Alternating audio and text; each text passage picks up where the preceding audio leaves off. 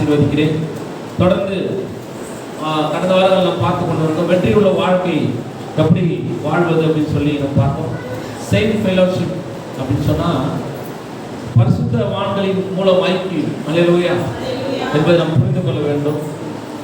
துதியின் மூலம் வெற்றின்றதை பார்த்தோம், ஜபத்தின் மூலம் வெற்றின்றதை பார்த்தோம். இப்போ உறுதியான விசுவாசத்தின் மூலம் வெற்றி.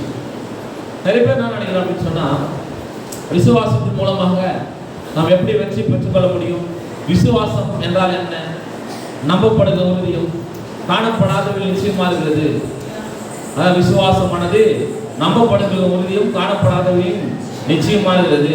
கண்டு விசுவாசிக்கிறவனுடைய காணாம விசுவாசிக்கிறவன் பாக்கியவான். விசுவாசிக்கிறவன் பதறான். விசுவாசத்தினால் நீதிமான் பிழைப்பான்.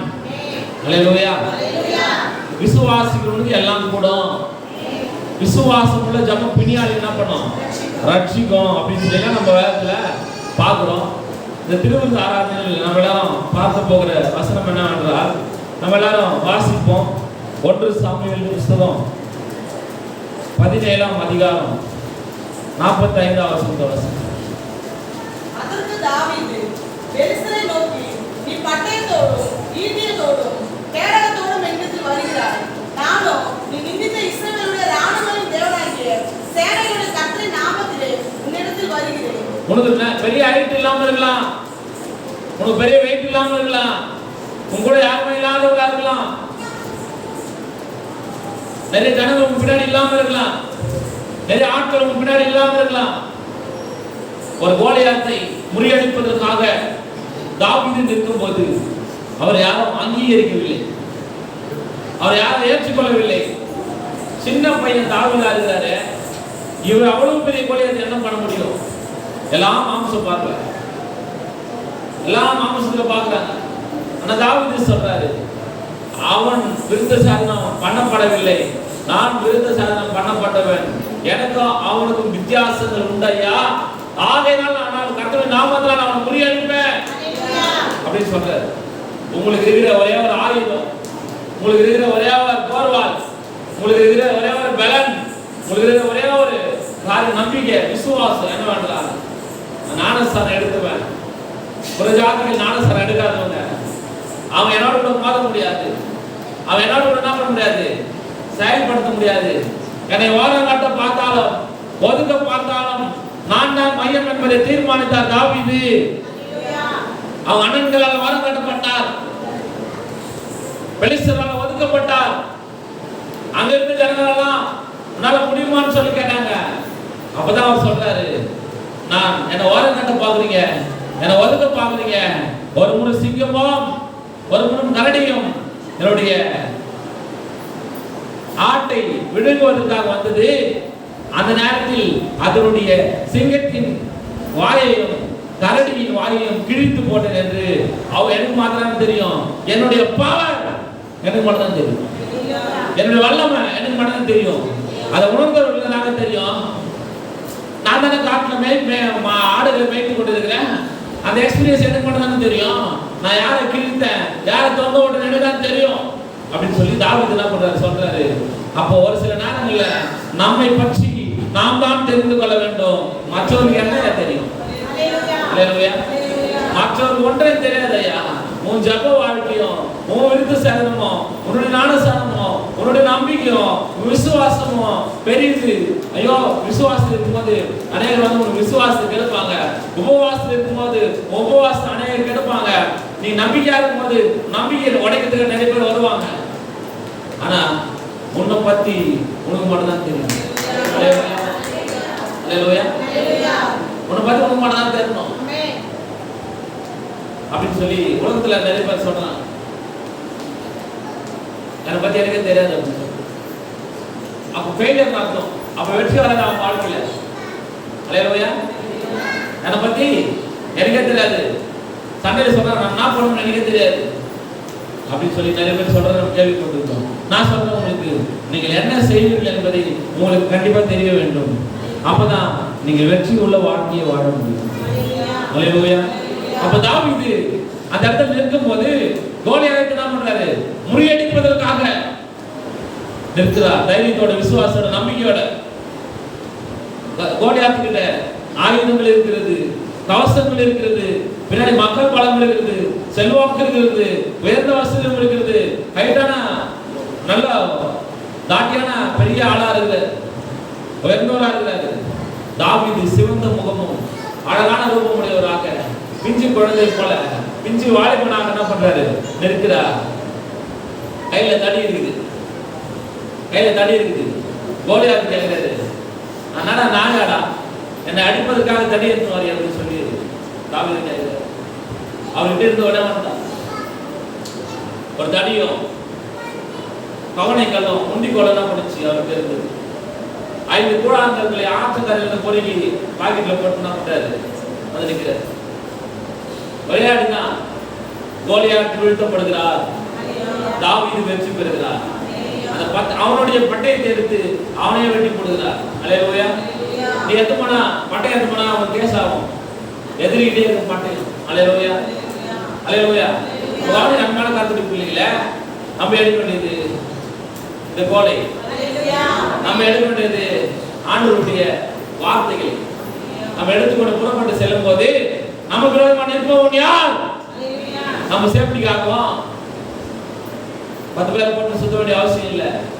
நமக்கு தேவைன்னா தாவீது என்ன பண்ணாரு, சண்டை வந்து போர் வந்தது, ஆடு மேய்க்கிறதுக்கிட்ட நான் இருந்தோம், கோல் இருந்தது, அந்த கோலை வச்சுக்கிட்டாரு. அவர்கிட்ட நான் இருந்தது கல் இருந்தது, கவனைகள் இருந்தது, அதை எடுத்து என்ன பண்றாரு, அவருக்கு நான் இருந்ததோ அவசியம் இல்லை, எதுவுமே போடல, கேஷுவலா போய் என்ன பண்றாரு அடிக்கிறாரு. நம்ம பில்டப்லாம் பண்ண தேவையில்ல, பிசாசு ஜெயிப்பதற்காக கேஷுவலா நம்ம எப்படி இருக்கிறோமோ, எந்த நிலையில இருக்கிறோமோ, எந்த சூழ்நிலை இருக்கிறோமோ அங்கிருந்தே அவனை வீழ்த்து விடாம சொல்லுங்க.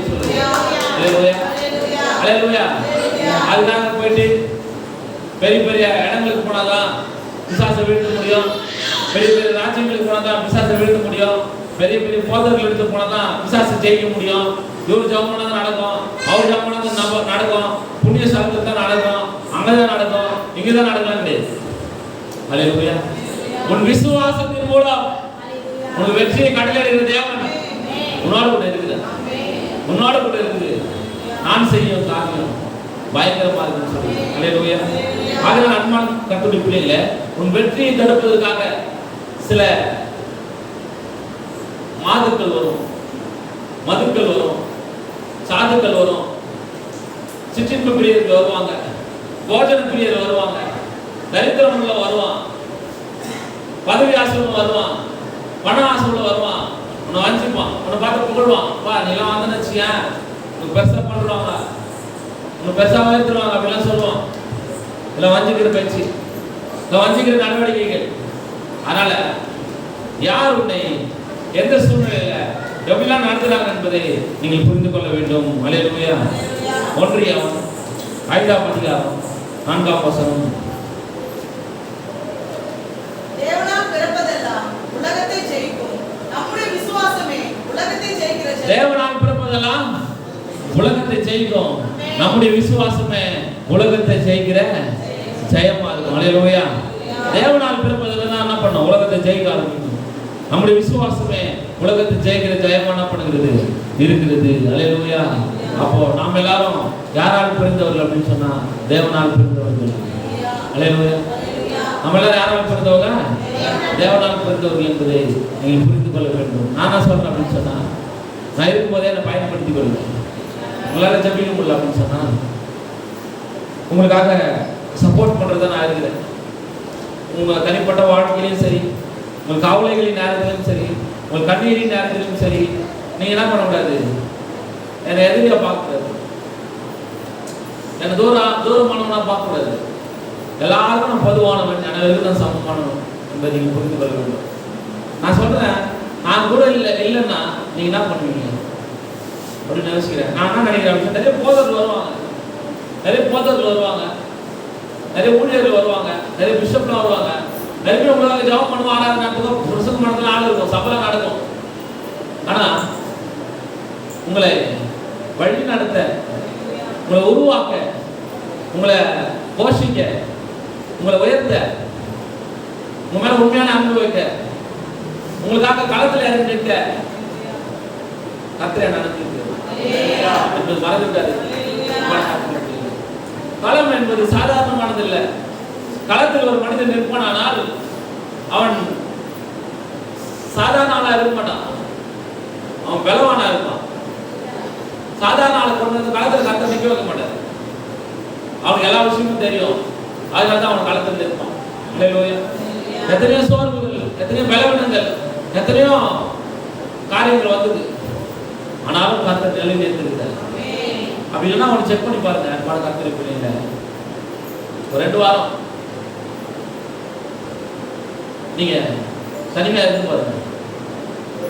என்னோட கூட எந்த விட தொடர்பு இல்லாம, சபையோட கூட எந்த விட தொடர்பு இல்லாம 2 வாரம் இருந்து பாருங்க. உங்க வாழ்க்கையை உங்களால நடத்த முடியாது பாருங்க. நடத்த முடியும், மாம்சத்துல இருந்தா நடத்த முடியும். உனக்குள்ள ஆவி இருந்தா ஒரு 2 வாரம் இல்ல, 2 நிமிஷத்துல நீ சபையில உட்காரு. அல்லேலூயா. யாராவது தெரியுமா 2 வாரம் இல்ல, 3 வாரம் இல்ல, 10 வாரம் தான் இருக்க முடியும் சொல்ல முடியும். ஹோலி ஸ்பிரிட் இல்லாதவங்களால இருக்க முடியும். பரிசுத்த ஆவியானவர் இல்லாதவங்களால தான் பண்ண முடியும், இருக்க முடியும். சபைக்கு வரலன்னா கூட இருதயம் குச்சி உட்கார்ந்து அவன் தான் உண்மையான விசுவாசத்தின் வீரன். அல்லேலூயா. வரமில்ல, சூழ்நிலைகள் தடுக்கும், பல போராட்டங்கள் தடுக்கும், பல வீழ்ச்சிகள் தடுக்கும், பல குடும்பங்கள் தடுக்கும், பல சூழ்நிலைகள் தடுக்கும், பல நோய்கள் தடுக்கும், பல வியாதிகள் தடுக்கும், பல வறுமைகள் தடுக்கும். ஆனாலும் இருக்கிறான், அவன் தான் விசுவாச வீரன். அல்லேலூயா. அவனு பார்த்தா கர்த்தர் என்ன பண்றாரு, சொல்றாரு, நீ வெற்றி பெறுவாய், உன் நம்பிக்கையால் நீ வெற்றி பெறுவாய். தாவீது பார்த்து சொல்றாரு. தாவீது விசுவாசம் நிற்கிறார், கோலியாத்தை என்ன பண்றாரு, முறியடிக்கிறார். அல்லேலூயா. ராஜா நிற்கிறார், ஒன்றும் பண்ண முடியல. பெரிய சகாக்கள் நிற்கிறாங்க, ஒன்றும் பண்ண முடியல. ராணுவ வீரர்கள் ஜாம்பவான்கள் நிற்கிறாங்க, ஒன்றும் பண்ண முடியல. பெரிய டான்லாம் நிற்கிறாங்க, ஒன்றும் பண்ண முடியல. கர்த்தருடைய ஆவி உள்ளவன் எவனோ, கர்த்தரால் அபிஷேகம் பண்ணப்பட்டவன் எவனோ, அவனால தான் நம்மளுடைய களத்தில் நின்று முறியடிக்க முடியும். அல்லேலூயா. முறியடிக்கக்கூடிய ஆற்றல் அபிஷேகம் உள்ளவனுக்கு இருக்கு. ஆகினால தான் உங்களுக்கு சொல்றேன், பெற்றுக்கொள்ளுங்க அபிஷேகத்தை. அந்த அபிஷேகத்தை எப்படி பெறுவது? விலை கொடுத்தா, பணம் கொடுத்தா இல்ல, எல்லாம் இலவசமா கொடுத்திருக்கிறாரு. நீங்க தனி அறையில ஆண்டவர் இடத்துல என்ன பண்ணுங்க, பெற்றுக்கொள்ளுங்க. அந்த அபிஷேகத்தின் வல்லமை பெரிதா இருக்கும். அல்லேலூயா. ஏசாயாவின் புத்தகம் 54ஆம் அதிகாரம் 17ஆம் வசனம்.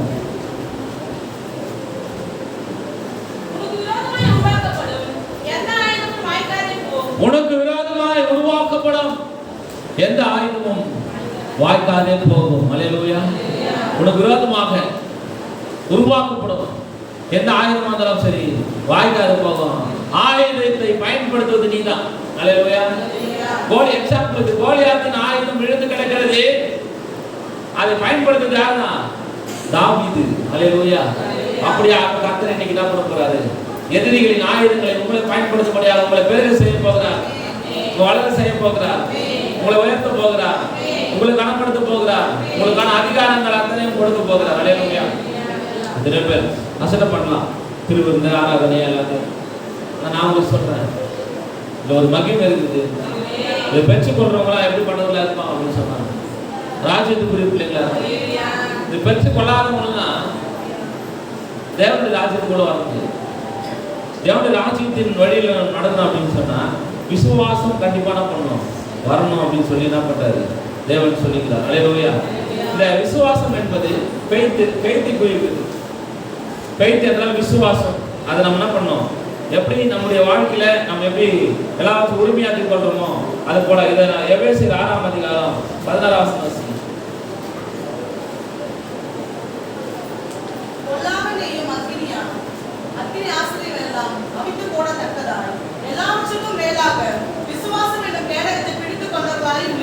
எல்லாவற்றுக்கும் மேலாக விசுவாசம் என்னும் கேடகத்தை பற்றிக்கொண்டு பிடித்துக்கொண்டு நடக்கிறவர்களாக மாற வேண்டும். அல்லேலூயா. அல்லேலூயா.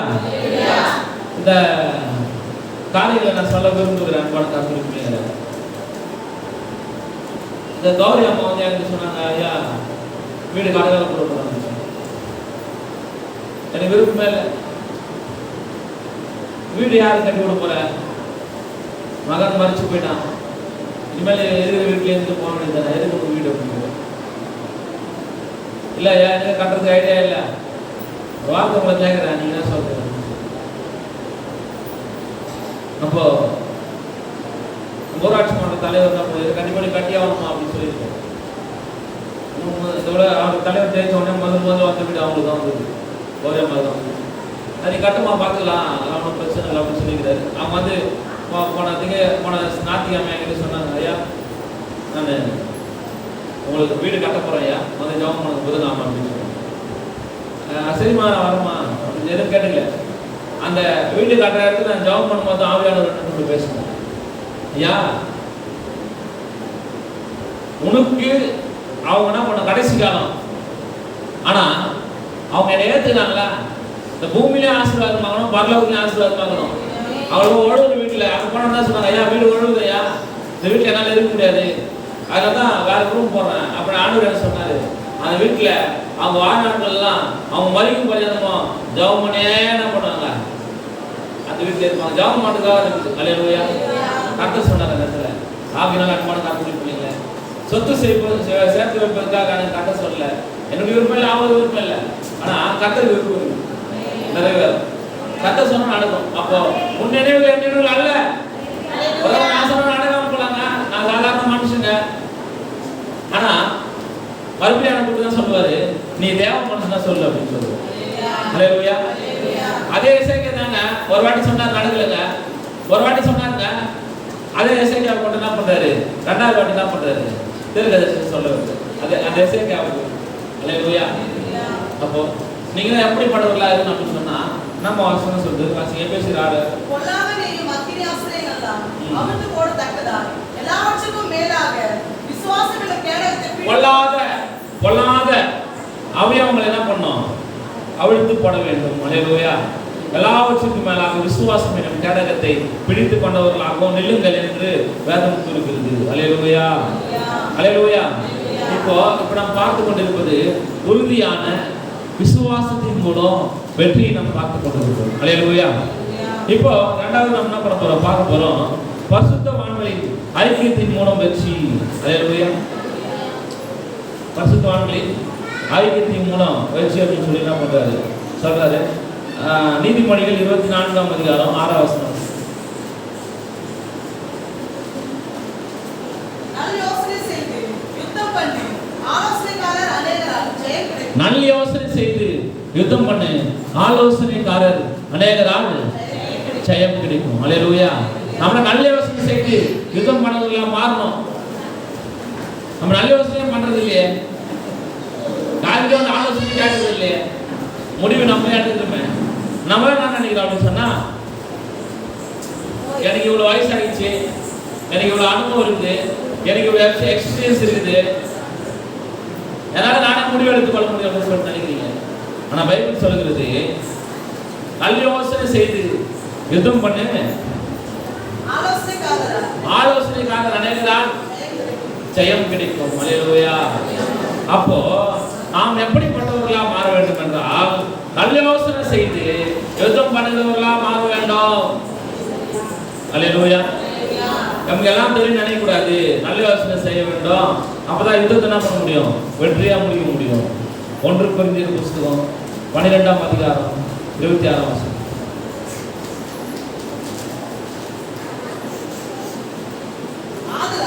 ஒரு அவயம் பாடுபட்டால் எல்லா அவயங்களும் கூட பாடுபடும், ஒரு அவயம் மகிமைப்பட்டால் எல்லா அவயங்களும் கூட சந்தோஷப்படும். அல்லேலூயா. ஒரு அவயம் பாடுபட்டால் எல்லா அவயங்களும் பாடுபடும், ஒரு அவயம் சந்தோஷப்பட்டால். கிறிஸ்துவனுடைய பிள்ளைகள் எப்படிப்பட்டதா இருக்குன்னு சொன்னா, அவயவங்களை போல இருக்கணும். இப்போ தலையில் அடிபட்டுச்சுன்னா தலை மட்டுமா வலிக்கும், உடம்பு ஃபுல்லாவே சோர்வாக உட்காந்துருவோம். நம்ம கை அடிபட்டுச்சுன்னா உடம்பு ஃபுல்லாவே டயர்ட் ஆயிடும். நம்ம சரீரத்தில் இருக்கிற ஏதாச்சும் ஒரு குரூப்ல அடிபடும் போது, உதைப்படும் போது, காயம் ஏற்படும் போது, கண்ணீர் வரும்போது, மனசோர்வு வரும்போது, துக்கம் வரும்போது, நம்ம எல்லாரும் அப்படியே அமைதியாக உட்காந்துருவோம். ஐயோ நம்மளால முடியல அப்படின்னு சொல்லி. அது போலதான் நான் உங்களுக்கு சொல்றேன், சபையோட விசுவாசிக்காக நீங்க எப்படி படகுல இருக்கு அப்படின்னு சொன்னா, அவயவங்களை போல இருக்கணும். இவருக்கு ஒரு பிரச்சனை நம்ம எல்லாரும் பண்ணிக்கணும். நீங்க வந்து பாலிடிக்ஸ்லாம் பார்க்க கூடாது. அவங்க எனக்கு சொந்தக்காரி இல்லையா, அவங்களுக்கு நானே செய்ய வேண்டும், அவங்க வீட்டான நான் வரமாட்டேன் ஐயா, இவர்களிடத்து நான் போக மாட்டேன் ஐயா அப்படின்ற ஒரு பட்சதாபம் நீங்க பாத்தீங்கன்னா கர்த்தர் உங்கள் மேல எப்படி பிரியமா இருப்பா? நீங்களா நீங்க கிறிஸ்தவர்களா? கிறிஸ்தவ நேசிக்கிறவர்களா? அல்லேலூயா. ஒரு காரியங்களை உங்களுக்கு அறிவிக்க விரும்புகிறேன். சபையை சேர்ந்தவர்கள் எல்லாருமே நீங்க சொந்தக்காரா ஏற்று கொள்ளலாம் கூட சபையை சார்ந்தவர்கள் எல்லாருமே கிறிஸ்துவ சொந்தக்காரராக இருக்கிறாங்க. அப்போ ஒரு நிகழ்ச்சி ஒரு நல்லது கெட்டது வரும்போது சபையை சார்ந்த எல்லா குடும்பத்திலையும் எல்லாருக்கும் அறிவிக்க வேண்டும். இது நல்லது. நம்மளால என்ன நினைக்கிறோம் சொன்னா இவங்க எல்லாம் நம்ம விடக்கூடாது அப்படின்னு நம்ம தான் ஒரு நிகழ்ச்சி நடத்த நம்ம தான் எல்லாருக்கும் நோட்டீஸ் கொடுக்கணும், வாயில சொல்லணும். அப்பதான் உறவுகள் மேம்படும், உறவுகள் அதிகமான பண்ண செயல்பட ஆரம்பிக்கும். உங்களுக்கு சொல்லுங்க, நீங்க யார தப்பா நினைக்கிறீங்களோ அவங்க தான் உங்களுக்கு அதிகமாக நேசிப்பாங்க. யார் வேணாம் வருவீங்களா அவங்க தான் வராது உங்களுக்கு உதவுவாங்க. உங்க கூட வேலை இருவேன், நீ வாங்கி தருவேன், பணம் கொடுத்துருவேன், உன்னோட கூட வசிக்கிடுவேன், எல்லாருக்கும் ஒரு நாள் என்ன பண்ணுவாங்க? காட்டி கோடு தான் 30 வெள்ளி காசுக்காகவே கர்த்தர் இயேசுவை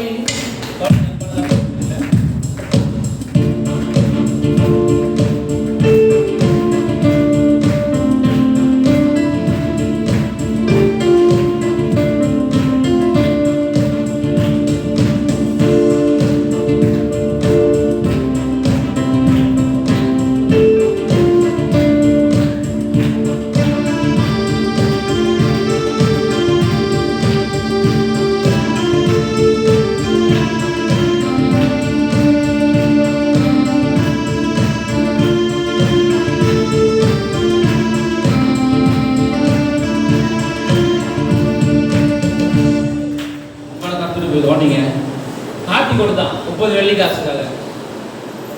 பேசுறது யாரு? கூட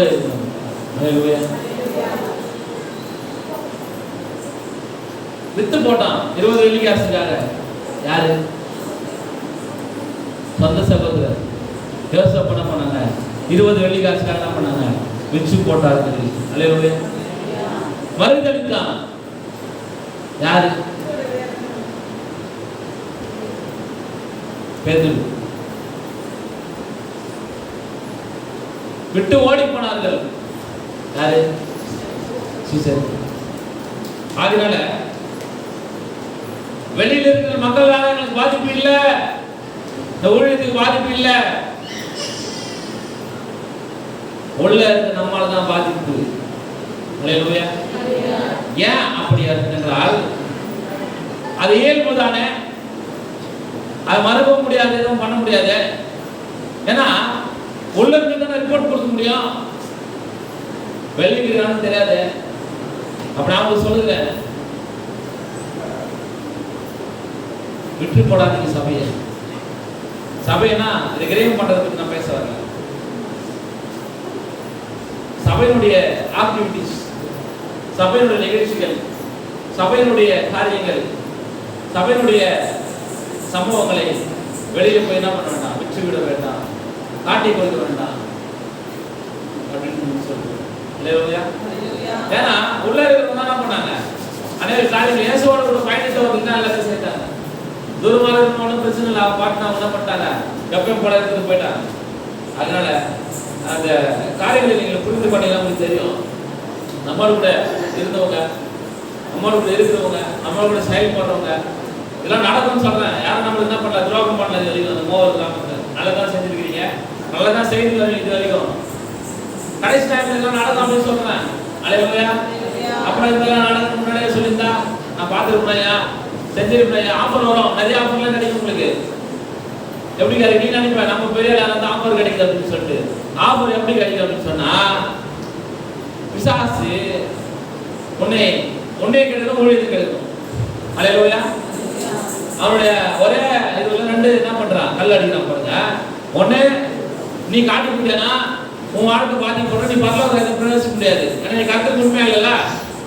ரெண்டாவது, இந்த ஊழியம் பாதிக்கப்படும், பிசாசின் ராஜ்யம் வளரும், பிசாசின் ஜெயிக்கும். அதனால தான் உங்களுக்கு சொல்லித்தரேன், அவனுடைய வலையில விழுந்துடாதீங்க, அது மோசமான வலை. அல்லேலூயா. மீனவர் எப்படி மீனை பிடித்து கொண்டு போவதற்காக வலையை வீசுகிறார்களோ, அது வேடனுடைய வலை. அதை மாட்டிக்கொண்டீங்கன்னா உங்களை எல்லாரும் சாப்பிடுவாங்கம்மா, உங்களை எல்லாரும் சாப்பிடுவாங்க. அதனால நான் உங்களுக்கு என்ன பண்றேன், மெய்ப்பனா இருக்கிறதுனால உங்களால நான் என்ன பண்றேன், தயவாக கேட்டுக்கொள்கிறேன், நீங்க எல்லாரும் மாட்டிக்காதீங்க. அல்லேலூயா. நீங்க யாரும் என்ன பண்ணாதீங்க, மாட்டிக்காதீங்க. ஏன்னா கர்த்தருடைய ஆவியானவர் உங்களுக்கு என்ன பண்றாரு, வாழ்ந்து கொண்டிருக்கிறார். அல்லேலூயா. அல்லேலூயா. அக்னியில் நடந்து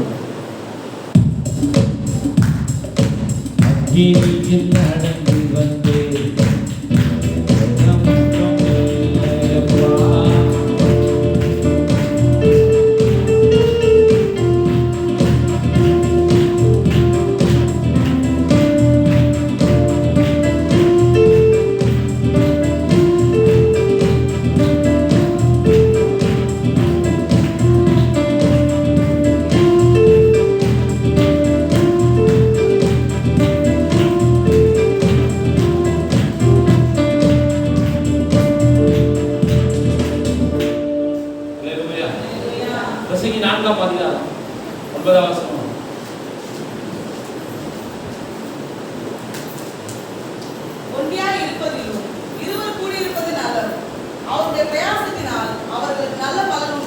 அன்பான கர்த்தருடைய பிள்ளைகளே, நான் ஒரே ஆள் எல்லாத்தையும் பார்த்துப்பேன், அவனா பெரிய ஆளா, அவனால என்ன பண்ண முடியும், இவனால என்ன பண்ண முடியும் சொல்லி யாரையும் இழிவா பேசாதீங்க. ஒண்டியா இருப்பதிலும் இருவர் கூடி இருப்பதுதான். அல்லேலூயா. அல்லேலூயா. கவனிங்க அன்பான கர்த்தருடைய பிள்ளைகளே, காலையில நான் என்ன பண்றேன், இந்த இடத்துல என்ன பண்றேன், அனைத்து சூழ்நிலையில நான் என்ன பண்ணேன், கதற ஆரம்பிச்சேன். எத்தனையோ பேருக்கு என்னால் முடிஞ்ச காரியங்கள் நான் செய்திருக்கிறேன். அது நான் பிரசங்கத்திலிருந்து சொல்ல விரும்புகிறேன். ஆனா தேவன் கால ஒரு விஷயம் சொன்னாரு.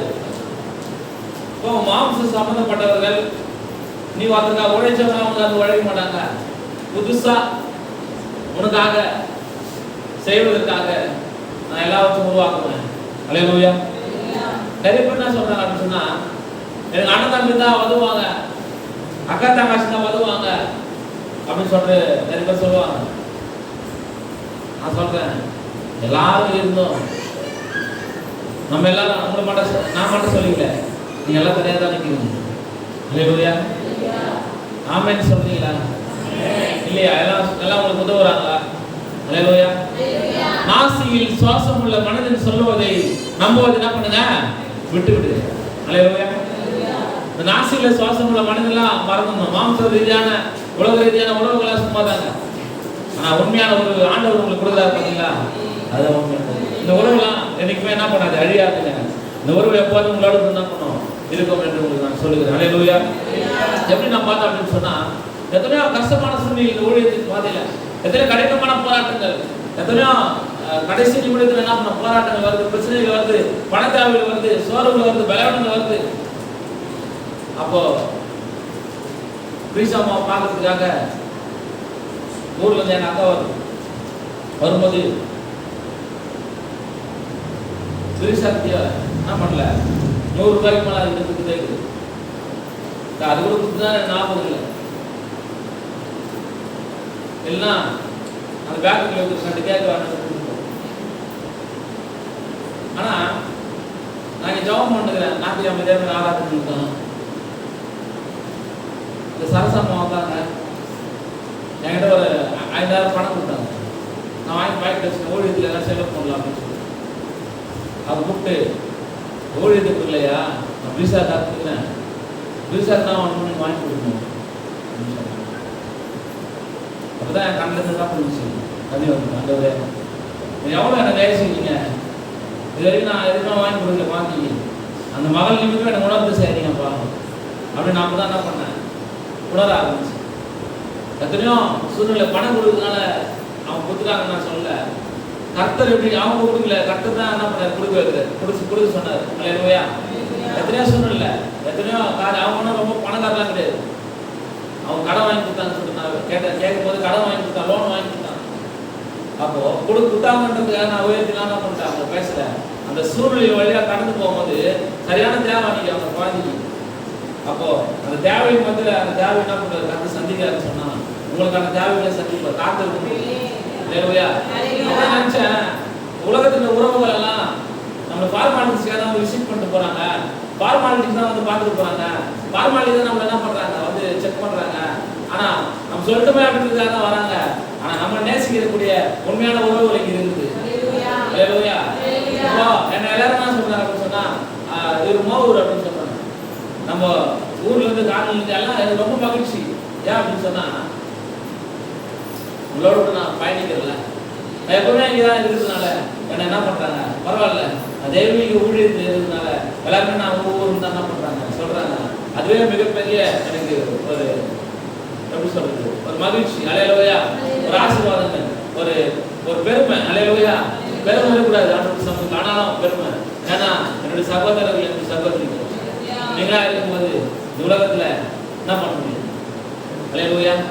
எனக்காக நிற்கக்கூடியவர்கள் ஆண்டவராக இயேசு கிறிஸ்து தூதர்கள் நிற்பாங்க. உங்களுக்காக நிற்கக்கூடிய நான் என்றைக்கு என்ன பண்ணுவேன் இருப்பேன். அல்லேலூயா. நீங்க மறந்து விடாதீங்க. இந்த சூழ்நிலையில எத்தனையோ கஷ்டங்கள், பாடுகள், நம்ம இந்த ஊழியத்தை நடந்து வரும்போது எத்தனையோ பெரிய தலைகள், பெரிய உயர்ந்தவர்கள் எல்லாம் நம்ம தட்டி பறிக்க நினைச்சாங்க, தட்டி விட நினைச்சாங்க, கழட்டி விட நினைச்சாங்க, ஓரங்கட்ட நினைச்சாங்க, ஒதுக்க நினைச்சாங்க. இந்த கிராமமே இந்த கிராமம் இந்த தெருவு தான் மோவூர். இந்த குவார்டர்ஸ், அந்த குவார்டர்ஸ் எல்லாம் இப்பதான் உருவானது. 12-20 வருடங்களுக்கு முன்பாக உருவானது. இதெல்லாம் 20 வருடங்களுக்கு முன்பாகவே இந்த ஒரே தெருவு மட்டும் தான் மோவூர். எல்லா ஜனங்களும் இந்த தெருவு தான் இருந்தாங்க. எத்தனை சூழ்நிலை எங்கெல்லாம் என்ன பண்ணோம், ட்ரை பண்ணோம். ஆனா ஆண்டவர் சொன்னாரு, உன்னை வாழக்கட்ட பார்த்தாலும் ஒதுக்க பார்த்தாலும் நீதான் மையம் என்பதை, சபதம் மையம் என்பதை உங்களுக்கு தெளிவுபடுத்த அப்படின்னு சொல்லிதான் இந்த தெருவுல இதான் மோவூர். அல்லேலூயா. பழமையான தெரு. இந்த தெருவுல இதான் என்ன பண்ணுது, மோவூர்னா இந்த தெருவுல எல்லாரும் ஞாபகம் வரும் அப்படின்ற மாதிரி இந்த இடத்துல என்ன பண்றாரு, அவளை மையமாக வச்சு உட்கார வச்சு ஆராதனை பண்ண வச்சுக்கிறாரு. யாருக்கும் கிடைக்காத சிலாகிதை ஒன்று கொடுத்துருக்காரு. கவலைப்படாதீங்க, உங்களுக்கான காரியங்கள் லேட் ஆகுச்சுன்னா நடக்கும். உங்களுக்கான வெற்றி உங்க வாழ்க்கையில கடந்து வந்துனே இருக்குது. பாதியில் என்ன பண்ண, வர வெற்றியை விட்டுறாதீங்க, வர ஆசீர்வாதத்தை விட்டுறாதீங்க, எதுவுமே பேசாதீங்க, அமைதியா உட்காருங்க ஜெபத்துல. ஏன்னா இந்த சாரால் நிறைய பேசி அநேக காரியங்களை இழந்து விட்டாங்க. நான் உங்களுக்கு சொல்றேன், இழந்து விடாதீங்க. வெற்றி வந்து கொண்டு இருக்கிறது. ஒருபாடு உங்களுக்கு தோல்வி இல்லை. அதனால என்ன பண்ணாதீங்க, அந்த வெற்றியை நோக்கி என்ன பண்ண பயணிங்க. தேவன் பிசாசு சொல்லுவான், அவர் சொல்றதெல்லாம் கேட்காத, அவர் அப்படிதான் சொல்லுவாரு. அவர் இப்படி பண்றாரு, அவர் இப்படி பண்றாரு, அவர் இப்படி பண்றாருன்னு சொல்லி என்ன பண்ணுவான், அவங்களோட பேசுவான். அதை வஞ்சிக்கிற ஆவி. புரிஞ்சுங்க, தேவையில்லாம கமெண்ட்ஸ் எல்லாம் இது வஞ்சிக்கிறது, தேவையில்லாம வார்த்தைகள்லாம் உங்களை ஒதுக்குறதுலாம் வஞ்சிக்கிறது. ஒருத்தன் சபைக்கு வரக்கூடாது, ஊழியரோட கூட ஐக்கியமா இருக்கக்கூடாது, நான் பிரிந்து போகிறேன், அந்த நிச்சயப்படி நடிக்கிறேன் அப்படின்னு சொன்னா அவனோட கூட என்ன ஆவி இருக்குது, பிசாசின் ஆவி இருக்குது, பிசாசின் சூழ்நிலை இருக்குது. அல்லேலூயா. இங்க இருக்கிற அநேக சகோதரிகள், என்னுடைய சகோதரிகள், இங்க இருக்கிற அநேக என்னுடைய சகோதரர்கள், இங்க இருக்கிற அநேக அம்மாக்கள், என்னுடைய அம்மாக்கள், இருக்கிற குழந்தைகள், என்னுடைய பிள்ளைகள் என்ன பண்றாங்க, வளர்க்கிற ஒரு சபையில. அதை உங்களுக்கு நான் என்ன சொல்றேன் அப்படின்னு சொன்னா, இது வரைக்கும் யாரும் என்கிட்ட எதுவும் சொல்றது தயங்கந்தே இல்லை. எல்லாம் அவங்க குடும்ப விஷயத்தையும் சரி, எல்லா விதமான காரியங்களும் சரி என்கிட்ட சொல்லுவாங்க. ஏன்னா சகோதரன் சொல்லுவா ஐயா, எங்க சகோதரன், எங்க தம்பி, எங்க அண்ணன், அதனால உங்களுக்கு சொல்றேன். அல்லேலூயா. இதோடைய மாபெரும் பாக்கியம் அது எதாவது பார்க்கறதே நீ எனக்கு ஆண்டவர் கொடுத்துக்கிறாரு. அல்லேலூயா. அல்லேலூயா. நம்பவதையும் எனக்கு கொடுத்துக்கிறாரு. நீங்க தான் என்ன பண்றீங்க, இன்னிலிருந்து நான் முடிவு எடுக்கிறேன், நீங்க தான் சொந்தங்களா இருக்கீங்க. கடைசி வரைக்கும் நான் என்ன பண்ணுவேன், உங்களுக்கு உண்மையா இருப்பேன், தேவனுக்கும் உண்மையா இருப்பேன். அல்லேலூயா. ஒருபோதும் நான் என்ன பண்ண மாட்டேன், உங்களை விட்டு விட மாட்டேன், உங்களை என்ன பண்ண மாட்டேன். யாருன்னா உங்களை ஏதாச்சும் சொன்னா கூட எனக்கு ரொம்ப கஷ்டமா இருக்கும் மனசு, நடா இது நான் திட்டலாம் உங்களை, ஆனா மற்றவங்க என்ன பண்ணக்கூடாது, திட்டக்கூடாது. அல்லேலூயா. அப்படின்ற ஒரு சூழ்நிலை, ஒரு காரியங்கள் இருக்கும். அதனால உங்களை என்ன பண்ண மாட்டாங்க, பிசாசு வரும்போது வஞ்சிக்க கூடாது. நீங்க வரும்போது நம்ம விலைக்கு போயிடாதீங்க, நீங்க வரும்போது என்ன பண்ணாதீங்க, காட்டி கொடுக்காதீங்க, நீங்க வரும்போது என்ன பண்ணாதீங்க, சோர்ந்து போய் விடாதீங்க. பூமியின் கடைசி பிறந்த நிலைநிலுங்க. ஆளான ஒரு பண்ணாது, பேசுகிற ஒரு அண்ணப்படாது இருப்பார். அல்லேலூயா. அப்பதான் நீங்க நீங்கள் வெற்றி உள்ள வாழ்க்கையை வாழ முடியும். ஹல்லேலூயா. நேரம் கிடைக்கும் போதெல்லாம் சபைக்கு வர விசுவாசம் இல்லை, நேரத்தை ஏற்படுத்திக் கொண்டு சபைக்கு வருகிறது தான் உண்மையான விசுவாசம்.